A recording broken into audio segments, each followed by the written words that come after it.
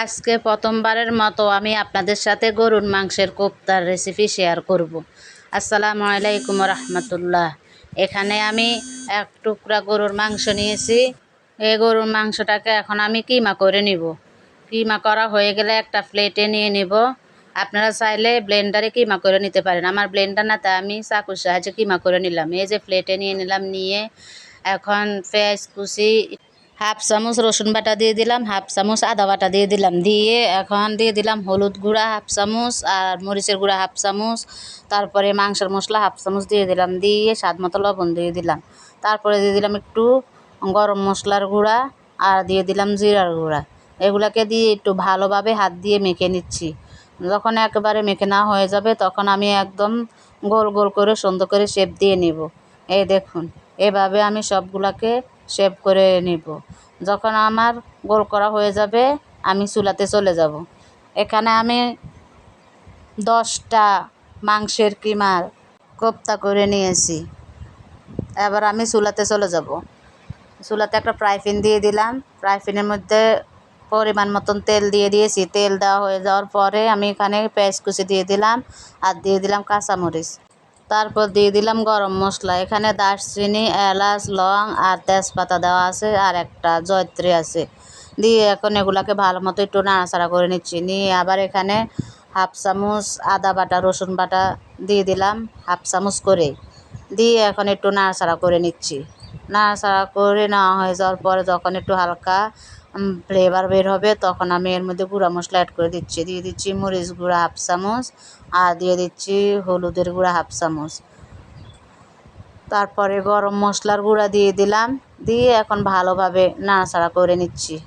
তেলের মধ্যে দিয়ে আমি একটু নাড়াচাড়া করে নেওয়ার পরে এখন আমি অল্প একটু পানি দিয়ে দিব যাতে মশলাটা না পড়ে যায়। পানিটা দেওয়া হয়ে গেলে স্বাদ মতো লবণ দিয়ে দিচ্ছি। লবণটা দিয়ে আবার একটু নাড়াচাড়া করে নিব। যখন আমার মশলাতে তেল উঠে আসবে তারপর আমি কোপ্তাগুলো দিয়ে দিচ্ছি। দেখুন আমার মশলাতে তেল উঠে আসছে, মশলাটা ভালোভাবে কষানো হয়ে গেছে। আমার কোপ্তাগুলো দিয়ে কোনো নাড়াচাড়া করবো না, ঢাকনা দিয়ে দিলাম।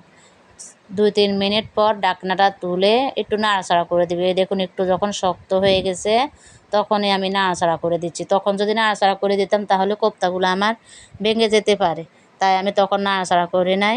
2-3 মিনিট পর আমি কোপ্তাগুলোকে নাড়াচাড়া করে দিলাম, দিয়ে যে ভালোভাবে কষিয়ে নিচ্ছি। মশলার সাথে কোপ্তাগুলোকে উল্টে পাল্টে ভালোভাবে নাড়াচাড়া করে নেওয়ার পরে ঢাকনা দিয়ে দিলাম। ঢাকনা দিয়ে তারপরে 2-3 মিনিট পর ঢাকনাটা তুলে একটু গরুর দুধ দিয়ে দিলাম। গরুর দুধ দিয়ে এখন আলতোভাবে আমি নাড়াচাড়া করে দিচ্ছি যাতে কোপ্তাগুলো ভেঙে না যায়। আলতোভাবে নাড়াচাড়া করতে হবে। একটু যদি জোরে সোরে নাড়াচাড়া করা হয় তাহলে কোপ্তাগুলো ভেঙে যাবে। গরুর দুধ দেওয়ার পরে একটু ভালোভাবে আবার মশলাটাকে কষিয়ে নেব। কষানো হয়ে গেলে আমি আর একটু ঢাকনা দিয়ে দিব। ঢাকনাটা দিয়ে আবার 5 মিনিট পর ঢাকনাটা তুলে আমি পর্যাপ্ত পরিমাণ পানি দিয়ে দিচ্ছি। যতটুকু আপনি রাখবেন কোপ্তাতে ঝোল ততটুকুই দিয়ে দিবেন। আমি একটু ঝোল ঝোল রাখবো, বেশি ঘন করব না, যেহেতু এটা গরুর মাংসের কোপ্তা, ঝোল সবাই পছন্দ করে, সবাই খাবে। তারপরে 5 মিনিট পর আমি ঢাকনাটা তুলে আবার দিয়ে দিলাম গোলমরিচের গুঁড়া হাফ চামচ আর দিয়ে দিলাম হাফ চামচের মতন ভাজা জিরার গুঁড়া। এবার আমার তেজপাতার কাজ শেষ, আমি তেজপাতাগুলো তুলে ফেলে দিচ্ছি। আমার রান্না প্রায় হয়ে গেছে। আমি আর 2-3 মিনিটের মতো জাল করে নিচ্ছি ঢাকনাটা দিয়ে। দিয়ে আবার আমি চুলা থেকে নামিয়ে নেব একটু নাড়াচাড়া করে। আমার কোপ্তার রেসিপিটা দেখে কেমন লাগলো? যদি ভালো লেগে থাকে অবশ্যই লাইক কমেন্ট শেয়ার করবেন।